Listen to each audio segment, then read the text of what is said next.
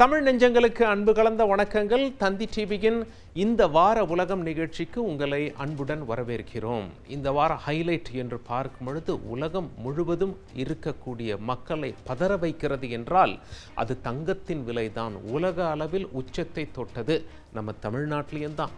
ஒரே நாளில் இருமுறை தங்கத்தின் விலை அதிகரித்தது. 1440 ரூபாய் ஒரே நாளில் ஏறி போச்சு. 2 இன்ஸ்டால்மெண்ட்டில். மொத்த விலை அப்படின்னு சொல்லி பார்க்கும் பொழுது சவரனுக்கு ஆபரண தங்கத்தின் விலை 66,400 ரூபாய் வரை சென்று விட்டது. அனைவரையும் அதிர்ச்சிக்குள்ளாக்கி விட்டது. உலகத்திலேயே இந்த நிலைதான். என்ன சொல்கிறாங்க, சர்வதேச சந்தையில் இந்த மாதிரி விண்ணை தொட்டது கிடையாது தங்கத்தின் விலை. என்னங்க காரணம் அப்படின்னு சொல்லி நகை வியாபாரிகள் கிட்ட கேட்கும் போது அவங்க என்ன சொல்கிறாங்க, தங்கம் கொஞ்சம் கொஞ்சமாக விலை ஏறிக்கொண்டு தான் வந்து கொண்டிருக்கிறது. ஆனால் அதீதமாக ஏறி இருப்பதாக பார்க்கப்படுவது அமெரிக்க அதிபராக ட்ரம்ப் பதவியேற்ற பிறகுதான். அவர் வெளியிட்டிருக்கும் அதிரடி அறிவிப்புகளால் முதலீட்டாளர்கள் நாள்தோறும் எங்கே கொண்டு போய் பணத்தை போடலான்னு பார்க்குறாங்க.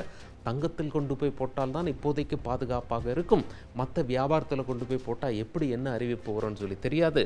அதனால் தங்கத்தை நோக்கி அனைவரும் ஓடி வருகிறார்கள். முதலீட்டாளர்கள்லாம் எந்த பொருளை நோக்கி அனைவரும் ஓடி வருகிறார்களோ அந்த பொருளின் மவுசு அதிகரிக்கும். எந்த பொருளின் மவுசு அதிகரிக்கிறதோ அந்த பொருளின் விலையும் அதிகரிக்கும். அப்படித்தான் தங்கத்தின் விலையும் உச்சத்தை தொட்டுள்ளது என்று தங்க வியாபாரிகள் தெரிவிக்கிறார்கள். இந்தியாவுக்கும் ஆப்கானிஸ்தானுக்கும் இடையில் அமைந்திருக்கக்கூடிய நாடு பாகிஸ்தான். அந்த பாகிஸ்தானில் ஒரு ட்ரெயினையே கடத்திட்டாங்க. யார் கடத்தினா அப்படின்னு சொல்லி கேட்டிங்கன்னா ஒரு புரட்சி படை. அவர்கள் தன்னை இராணுவம் என்றே அழைத்துக் கொள்கிறார்கள். பலோச் என்கிற புரட்சி படை. அவங்க ஆப்கானிஸ்தானை ஒட்டி இருக்கக்கூடிய அந்த பிரதேசத்தில் பாகிஸ்தான் மண்ணு தான். அங்கே ட்ரெயினை கடத்தி விட்டார்கள். என்ன ஆச்சு அப்படின்னு சொல்லி பார்த்தீங்கன்னா பிறகு பாகிஸ்தான் இராணுவம் அதிர்ந்து போனது. என்ன, ட்ரெயினை கடத்திட்டாங்களா? சுமார் 440 பேசஞ்சர்ஸ் அந்த ட்ரெயினில் இருக்காங்க. அந்த ட்ரெயினை மீட்பதற்காக பாகிஸ்தான் இராணுவத்தினர் அங்கே செல்கிறார்கள். அங்கே சண்டை நடந்தது. பாகிஸ்தான் இராணுவத்தினருக்கும் இந்த புரட்சி படைக்கும் அந்த சண்டையில் இருதரப்புலையும் உயிரிழப்புகள் இருந்துள்ளது. இதில் என்ன அப்படின்னா, அந்த பலோச் புரட்சி படை ட்ரெயினை கடத்த போகிறோம் அப்படின்னு சொல்லி தெரிஞ்சதும் அதை அழகாக வீடியோகிராஃப் பண்ணி வெளியிட்டு இருக்காங்க. மலைப்பாங்கான நிலம் நீங்கள் காட்சிகளில் பார்க்கலாம். தண்டவாளத்தில் ட்ரெயின் வந்து கொண்டு இருக்கிறது. கரெக்டாக அந்த என்ஜினில் தண்டவாளத்தில் ஒரு பிளாஸ்ட் செய்கிறாங்க. தண்டவாளத்தை விட்டு ட்ரெயின் கீழே இறங்கி விட்டது. உடனே மலையில் பதுங்கி இருக்க புரட்சி படை துப்பாக்கியோடு கிட்ட போயிட்டு அந்த பேசஞ்சர்ஸ் எல்லாம் கடத்திடுறாங்க. பணைய கைதிகளாக வைத்துக் கொள்கிறார்கள். பெண்கள், குழந்தைகள், வயதானவர்களை மட்டும் அனுப்பிவிட்டார்கள். அவங்க சுமார் 6 கிலோமீட்டர் தூரம் அங்கே நடந்து சென்று அடுத்த ட்ரெயின் ஸ்டேஷனுக்கு போயிட்டாங்க. மற்றவங்களெல்லாம் பிடிச்சி வச்சுக்கிட்டாங்க. யாரெல்லாம் பாகிஸ்தான் இராணுவத்திற்கு செயல்படுகிறார்களோ அவங்களெல்லாம் பிடிச்சி வச்சுக்கிட்டாங்க. பிறகு பேச்சுவார்த்தை ஆரம்பித்தாங்க. இந்த புரட்சிப்படை என்ன சொன்னாங்க அப்படின்னா, எங்களுடைய ஆட்களை பாகிஸ்தான் சிறையில் பிடித்து வைத்திருக்கிறீர்கள், அவங்கள நீங்கள் ரிலீஸ் பண்ணணும், அப்போ தான் நாங்கள் இவங்களை ரிலீஸ் பண்ணுவோம் அப்படின்னு சொல்லி கேட்டிருக்காங்க. சில நிபந்தனைகள்லாம் வச்சாங்க. ஆனால் பாகிஸ்தான் 48 மணி நேரம் அந்த புரட்சிப்படை டெட்லைன் கொடுத்தாங்க. பாகிஸ்தான் பெருசாக ஒன்றும் நடவடிக்கை எடுக்காத காரணத்தினால் நாங்கள் 200க்கும் மேற்பட்ட பணைய கைதிகளை கொன்று விட்டோம் அப்படின்னு சொல்லி அந்த புரட்சிப்படை அறிவித்தது மிகப்பெரிய அதிர்ச்சியை ஏற்படுத்தியது. பாகிஸ்தான் ஏற்கனவே என்ன சொல்லியிருந்தாங்கன்னா, இல்லை சண்டெல்லாம் முடிஞ்சு போச்சு, 2 பக்கத்துலேயும் உயிரிழப்பு இருந்தது, சுமார் 30 பேர் கொல்லப்பட்டிருக்காங்க, மற்றபடி நாங்கள் மீட்டுட்டோம் அப்படின்னு சொல்லி பாகிஸ்தான் சொல்லியிருந்தாங்க. இந்த நிலையில் பலோச் புரட்சிப்படை சொல்லியிருப்பது மிகப்பெரிய அதிர்ச்சியை ஏற்படுத்தி இருக்கிறது. பாகிஸ்தான் என்ன சொல்லிட்டாங்க, இந்த பலோச் புரட்சி படைக்கு உதவி செய்பவர்கள் ஆப்கானிஸ்தானும் இந்தியாவும் என்று குற்றம் சுமத்த ஆரம்பித்து விட்டார்கள். இரு நாடுகளும் இதை மறுத்துள்ளது. ஆனால் பாகிஸ்தான் என்ன சொல்கிறாங்கன்னா, அவங்க பயன்படுத்துகிற ஆயுதமாகட்டும், அவங்களுக்கான ட்ரைனிங் ஆகட்டும், பாகிஸ்தானை எதிர்த்து அவர்கள் செய்கின்ற நடவடிக்கையாகட்டும் ஆப்கானிஸ்தானும் இந்தியாவும் தான் செய்திருக்கிறது என பகிரங்க குற்றச்சாட்டை முன்வைத்திருக்கிறார்கள். ஆனால் இந்தியா இதை திட்டவட்டமாக மறுத்திருப்பது குறிப்பிடத்தக்கது. ஆசியா மற்றும் ஆப்பிரிக்கா செய்திகளை பார்த்து விடுவோம்.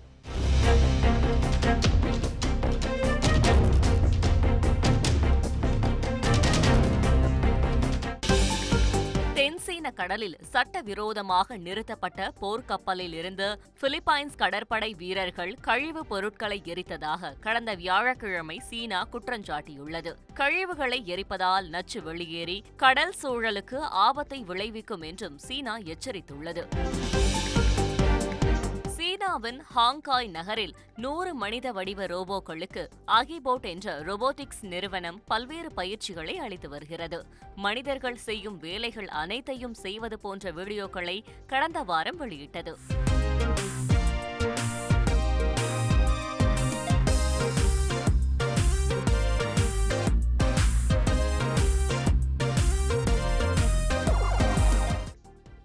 மேற்கு கரையில் வளர்க்கப்படும் ஆடுகளை இஸ்ரேலிய குடியிருப்பு வாசிகள் திருடி சென்றதாக பாலஸ்தீனியர்கள் வீடியோ வெளியிட்டு குற்றம் சாட்டியுள்ளனர். சீனாவின் ஹுனைன் நகரில் முதல் வணிக ரீதியான ராக்கெட் ஏவுதளம் பயன்பாட்டிற்கு வந்துள்ளது. இங்கிருந்து கடந்த புதன்கிழமை முதல் முறையாக 18 செயற்கைக்கோள்கள் விண்ணுக்கு அனுப்பப்பட்டன. ஜப்பானின் டோக்கியோ நகரில் செர்ரி பூக்கள் மலர்ந்திருப்பதை சுற்றுலா பயணிகள் வெகுவாக கவர்ந்திழுத்தது. அடுத்த வெள்ளிக்கிழமை சீசன் தொடங்க உள்ள நிலையில் கடந்த வியாழக்கிழமையே பூத்து குலுங்கும் மலர்களை ஏராளமானோர் செல்ஃபி எடுத்து மகிழ்ந்தனர்.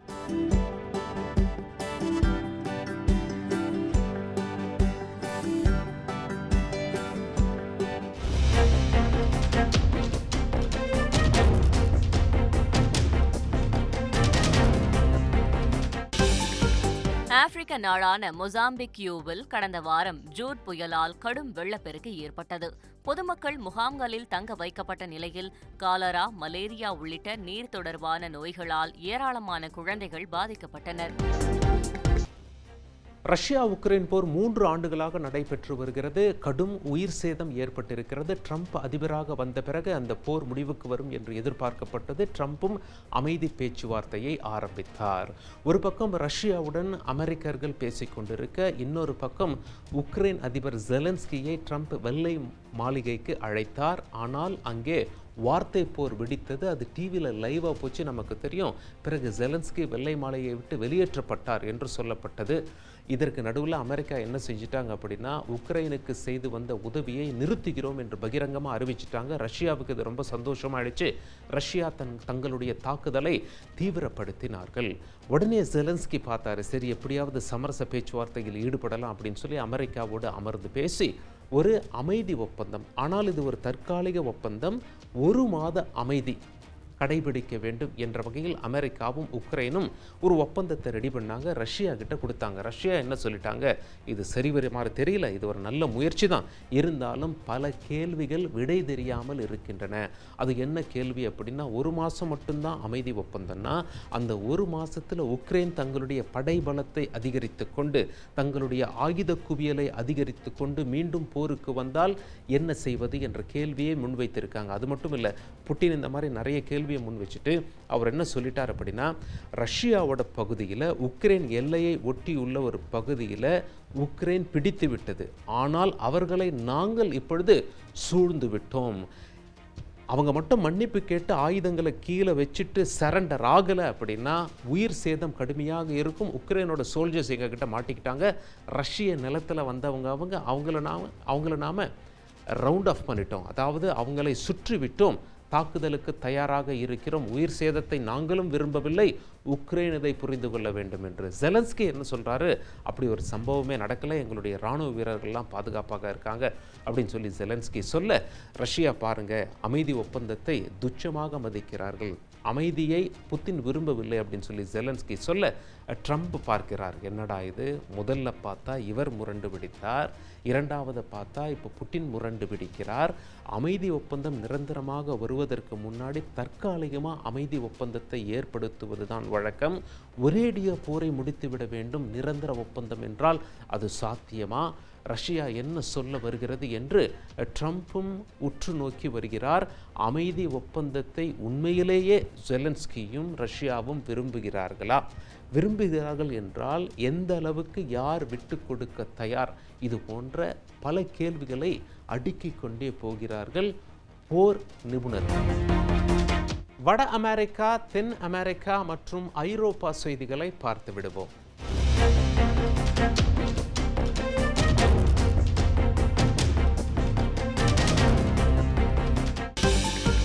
கவுதமாலாவின் தென்மேற்கு பகுதியில் உள்ள வால்கன் டி ஃபியூகோ எரிமலை கடந்த திங்கட்கிழமை வெடித்து லாவாவை வெளியேற்றி வருகிறது. கடும் புகையும் வெளியேறி வருவதால் சுற்றுவட்டார பகுதி மக்கள் கடுமையாக பாதிக்கப்பட்டுள்ளனர்.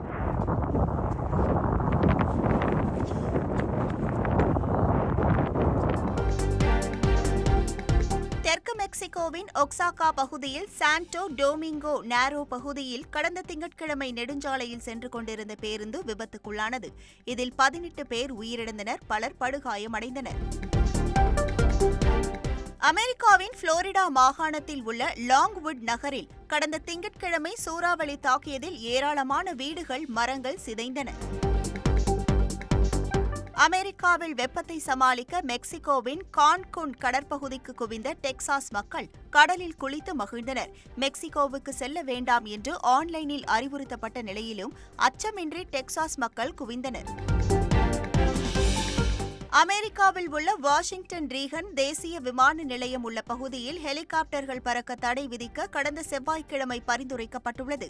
ஜனவரியில் ஹெலிகாப்டரும் பயணிகள் விமானமும் மோதி 67 பேர் உயிரிழந்ததைப் போன்று மீண்டும் நடக்காமல் இருக்க இந்த முடிவு எடுக்கப்பட்டுள்ளது. அமெரிக்காவின் தெற்கு கலிபோர்னியா பகுதியில் கடந்த வியாழக்கிழமை ஓடை வெள்ளத்தில் காருடன் சிக்கிய நபரை மீட்புக் குழுவினர் ஹெலிகாப்டர் உதவியுடன் மீட்டனர்.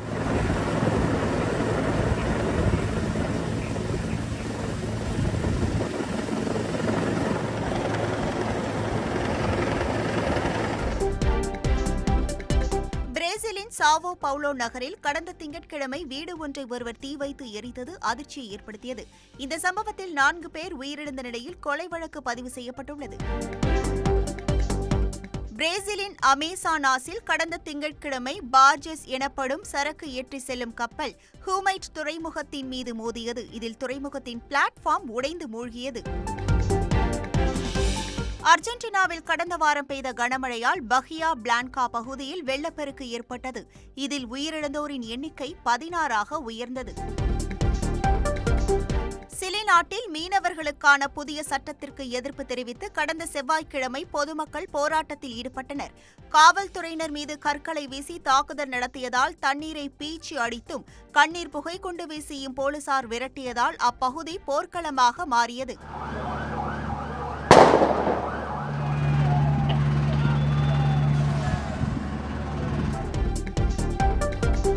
பொலிவியாவின் லா பாஸ் நகரில் கனமழையால் ஏற்பட்ட நிலச்சரிவால் ஏராளமான வீடுகள் சேதமடைந்துள்ளன.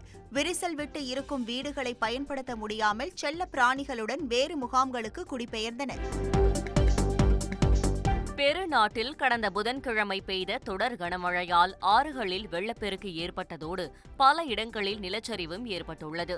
அப்புரிமேக் மண்டலத்தில் பெருவையும் பிரேசிலையும் இணைக்கும் நெடுஞ்சாலையில் 100 அளவுக்கு ஏற்பட்ட நிலச்சரிவில் பல வாகனங்கள் அடித்து செல்லப்பட்டன. ஒருவர் உயிரிழந்த நிலையில் பலர் மாயமாகியுள்ளனர். அர்ஜென்டினாவின் பியூனோஸ் ஏர்ஸ் நகரில் இலவச மருந்துகள் வழங்குவதை நிறுத்தியதை கண்டித்து ஓய்வு பெற்ற தொழிலாளர்கள் கடந்த திங்கட்கிழமை போராட்டத்தில் ஈடுபட்டனர்.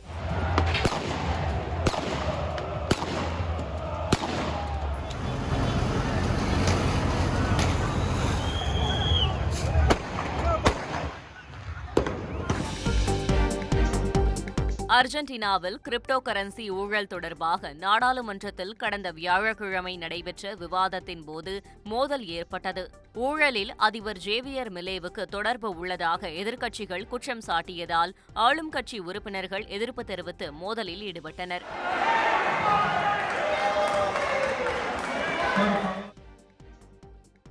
பொலிவியாவில் எரிபொருள் தட்டுப்பாடு ஏற்பட்டுள்ளதால் ஏராளமான பொதுமக்கள் கேன்களுடன் வரிசையில் காத்திருக்கும் நிலைக்கு தள்ளப்பட்டுள்ளனர்.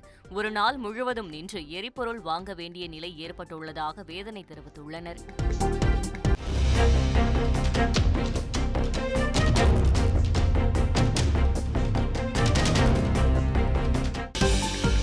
இங்கிலாந்து அருகே நார்த் கடலில் கடந்த திங்கட்கிழமை சரக்கு கப்பலும் எண்ணெய் கப்பலும் மோதி பயங்கர விபத்து ஏற்பட்டது. மாலுமிகள் பத்திரமாக தப்பித்த நிலையில் எண்ணெய் கப்பல் தீப்பிடித்து எரிந்து கடும் சேதமடைந்தது. சரக்கு கப்பலில் இருந்த ரஷ்ய கேப்டனை இங்கிலாந்து கைது செய்துள்ளது. மொரோக்கோவிலிருந்து ஸ்பெயினுக்கு சட்டவிரோதமாக குடிபெயர முயன்ற 30க்கும் மேற்பட்ட மக்கள் ஸ்பெயினின் கியூட்டா பகுதியில் கடந்த வியாழக்கிழமை கடலிலிருந்து பத்திரமாக மீட்கப்பட்டனர். பென்சோ பகுதியில் மாயமான மற்றொரு நபரை தேடி வருகின்றனர். பெண் ஒருவரை சம்பளம் தராமல் அடிமையாக வைத்திருந்த குற்றச்சாட்டில் ஐநாவின் குற்றவியல் தீர்ப்பாயத்தின் நீதிபதியான உகாண்டாவை சேர்ந்த லிடியா முகம்பே குற்றவாளி என பிரிட்டன் நீதிமன்றம் கடந்த வியாழக்கிழமை தீர்ப்பளித்தது. தண்டனை பின்னர் அறிவிக்கப்படும் என தீர்ப்பில் தெரிவிக்கப்பட்டுள்ளது. இத்தாலியின் டுஸ்கானி மற்றும் எமிலா ரோமக்னா மண்டலத்தில் கடந்த வெள்ளிக்கிழமை கனமழையால் கடும் வெள்ளப்பெருக்கு ஏற்பட்டுள்ளது. ரெட் அலர்ட் கொடுக்கப்பட்ட நிலையில் பல இடங்களில் நிலச்சரிவும் ஏற்பட்டது. சுரங்க பாதைகளில் இருந்த கார்களும் அடித்து செல்லப்பட்டன. செர்பியாவில் ரயில் மேற்கூரை விபத்தை கண்டித்து கடந்த வெள்ளிக்கிழமை 80,000க்கும் மேற்பட்ட மாணவர்கள் தலைநகர் பல்கரேடில் ஊர்வலம் சென்று அரசுக்கு எதிராக முழக்கங்களை எழுப்பினர். இதனையடுத்து வன்முறையில் ஈடுபடுவோர் மீது நடவடிக்கை எடுக்குமாறு போலீசுக்கு செர்பிய அதிபர் அலெக்சாண்டர் உசிக் உத்தரவிட்டுள்ளார். சிரியாவை பஷர் அல் அசாத்துடைய தந்தையும் அவரும் சுமார் 50 ஆண்டு காலம் ஆட்சி செய்து வந்தார்கள். பல குழப்பங்களை பார்த்துருக்காங்க. ஆனால் வெற்றிகரமாக தங்களுடைய ஆட்சியை நிலைநிறுத்தி கொண்டார்கள். ஆனால் சமீபத்தில் அவர்களுடைய வியூகம் அவர்களுக்கு கை கொடுக்கவில்லை. என்னாச்சு? டிசம்பர் மாதம் பஷர் அல் அசாத் சக்தி வாய்ந்த தலைவராக பார்க்கப்பட்டார். ரஷ்யா தப்பியோடிய நிலைமைக்கு ஆளாகிவிட்டார். அவருடைய எதிர்ப்பாளர்கள் ஆட்சியை பிடித்து விட்டார்கள். பஷர் அல் அசாத்தின் ஆதரவாளர்களுக்கும் தற்பொழுது ஆட்சியில் உள்ளவர்களுக்கும் சண்டை வந்து விட்டது. பஷர் அல் அசாத்தினுடைய ஆதரவாளர்கள் பலர் கொல்லப்பட்டிருக்கிறார்கள் என்று ஐநாவும் தகவல் தெரிவித்திருக்கிறது. இதில் யாருக்கு அதிக லாபம் என்று பார்த்தால் இஸ்ரேலுக்கு தான். இஸ்ரேலுக்கும் பஷர் அல் அசாத்திற்கும் ஆபாது. ரெண்டு பேரும் நேரடியான எதிரிகளா என்றால் கிடையாது. ஆனால் ஈரானுடைய நண்பராக சிரியாவின் பஷர் அல் அசாத் செயல்பட்டார்.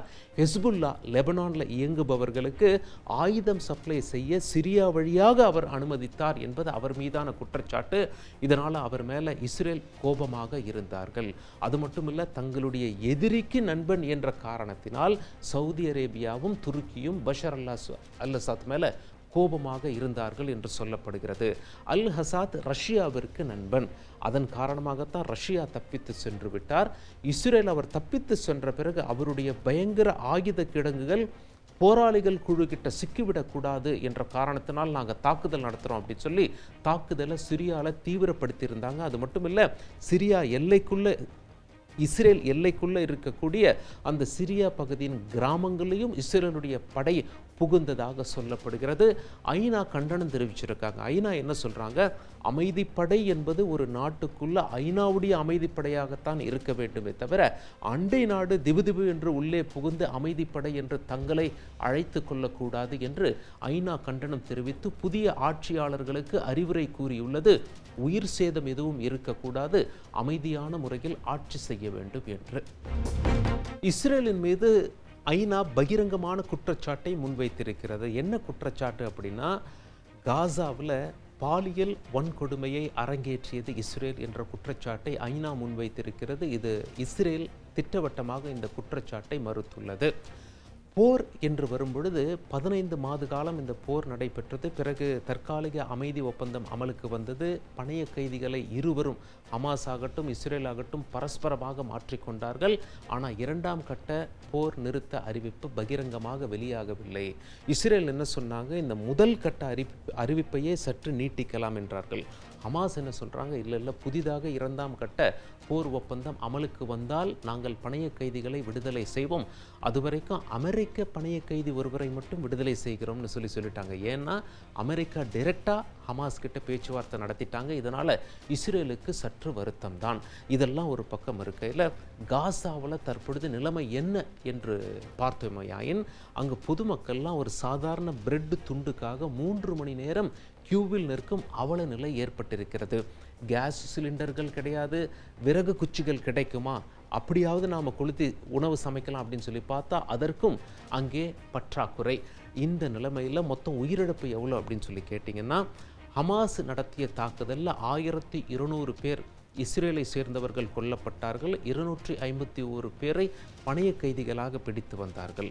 இஸ்ரேல் நடத்திய தாக்குதலில் காசாவில் 48,000 பேர் கொல்லப்பட்டிருக்கிறார்கள். இஸ்ரேல் இப்போ அத்தியாவசிய பொருட்கள்லாம் காசா உள்ள போகக்கூடாது, ஏன்னா அமைதி ஒப்பந்தத்திற்கு ஹமாஸ் நாங்கள் சொல்கிறத கேட்பது கிடையாது. இதனால் அத்தியாவசிய பொருட்கள்லாம் கட் செய்து வைத்திருக்கிறார்கள். இதனால் சிறுவர்கள், சிறுமிகள், பெண்கள் மற்றும் பல தரப்பினர் அங்கே கடுமையாக பாதிக்கப்பட்டிருக்கிறார்கள். உணவு பற்றாக்குறை, மருந்துகள் பற்றாக்குறை என்று சொல்லப்படுகிறது. ஹமாஸ் இதை எப்படி கையாளப் போகிறது? இஸ்ரேல் அடுத்த கட்ட நடவடிக்கை என்ன எடுக்கப் போகிறது? ட்ரம்ப் வந்த பிறகுதான் இந்த அமைதி பேச்சுவார்த்தையே முதல்ல அமலுக்கு வந்தது. ட்ரம்ப் என்ன செய்ய போகிறார் என்று அனைவரும் உற்று பார்த்து கொண்டிருக்கிறார்கள். நம்ம பூமியிலிருந்து சுமார் 400 கிலோமீட்டர் தூரத்தில் உயரத்தில் இருக்கிறது இன்டர்நேஷ்னல் ஸ்பேஸ் ஸ்டேஷன், சர்வதேச விண்வெளி மையம். அங்கே ஆராய்ச்சிகள்லாம் நடைபெற்று வருகிறது. பல நாடுகள் ஒன்று சேர்ந்து அதை இயக்கி வருகிறார்கள்.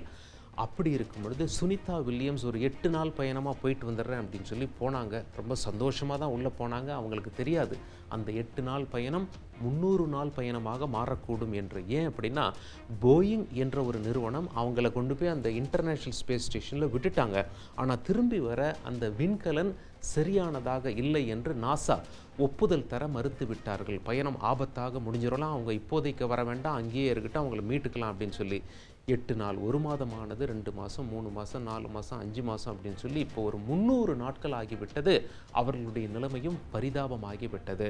ட்ரம்ப் அதிபராக பொறுப்பேற்ற பிறகு என்ன சொல்லிட்டார் அப்படின்னா, எலான் மஸ்க் கிட்ட அந்த பொறுப்பை கொடுத்துருக்கேன், ஏற்கனவே இருந்த பைடன் தான் அவங்கள கைவிட்டுட்டார், விண்ணிலேயே விட்டுவிட்டார் என்று ட்ரம்ப் அரசியல் ரீதியாக குறை சொல்ல ஆரம்பித்து விட்டார். எலான் மஸ்க் அது தொடர்பான நடவடிக்கை எடுத்தார்.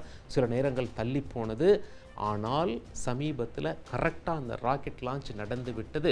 எனவே சுனிதா வில்லியம்ஸ் விரைவாக பூமிக்கு திரும்ப வந்து விடுவார் என்று நம்பப்படுகிறது. இதில் போயிங் என்ன சொல்கிறாங்க, அந்த நிறுவனம், என்னங்க நாங்கள் கொண்டு போய் அவங்கள அங்கே விட்டுட்டு வந்தோம் 400 கிலோமீட்டர் உயரத்தில், எங்களுக்கே அந்த வாய்ப்பு கொடுத்துருக்கலாம், எங்கள் விண்கலமே நல்லா தான் இருந்தது, நாசா நீங்கள் ஏன் இப்படி பண்ணீங்க அப்படின்னு சொல்லி அமெரிக்க விண்வெளி ஆராய்ச்சி நிலையத்தை போயிங் நிறுவனம் கேள்வி எழுப்பி, எங்களுடைய காம்படிட்டர், எங்களுடைய தொழில் ரீதியாக யார் போட்டியில் இருக்காரோ ஸ்பேஸ் எக்ஸ், அவங்க திருப்பி கூட்டிகிட்டு வந்தால் எங்களுடைய இமேஜ் என்ன ஆகுறது, கொண்டு போய் இவங்க அந்த இடத்துல விட்டுட்டு வந்துட்டாங்க, அதுக்கு மேலே இவங்களால் ஒன்றும் செய்ய முடியல என்ற கெட்ட பெயர் அல்லவா போயிங் நிறுவனத்திற்கு வந்துவிடும், ஸ்பேஸ் எக்ஸ் நிறுவனத்தினுடைய மவுசு கூடிவிடும்.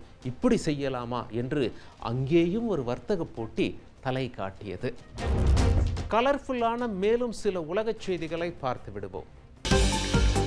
ஐரோப்பிய விண்வெளி ஆய்வு நிறுவனம் அனுப்பிய ஹெரா செயற்கைக்கோள் 5000 கிலோமீட்டர் தொலைவிலிருந்து செவ்வாய் கிரகத்தை எடுத்த புகைப்படங்களை கடந்த வியாழக்கிழமை ஆய்வாளர்கள் வெளியிட்டனர். மேலும் விண்வெளியில் உள்ள ஆபத்தான விண்கற்களை எப்படி ஆய்வு செய்யப்படுகிறது என்ற அனிமேஷன் வீடியோவையும் வெளியிட்டு அவற்றின் ஆபத்து குறித்து விளக்கினர். சூரிய குடும்பத்தில் உள்ள 100 மில்லியனுக்கும் அதிகமான விண்கற்களில் 30,000க்கும் மேற்பட்டவை பூமிக்கு ஆபத்தானவை என்று தெரிவித்தனர்.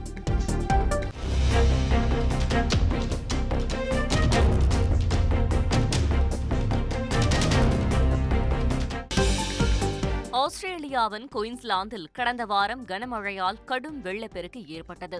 கடந்த திங்கட்கிழமை ஏராளமான கார்கள் வெள்ளத்தில் அடித்து செல்லப்பட்ட நிலையில் காரில் சிக்கியவர்களை மீட்புப் படையினர் பத்திரமாக மீட்டனர். இத்துடன் தந்தி டிவியின் இந்த வார உலகம் நிகழ்ச்சி நிறைவடைகிறது. மீண்டும் சந்திப்போம் அடுத்த ஞாயிறு இரவு 9:30 மணிக்கு. நன்றி, வணக்கம்.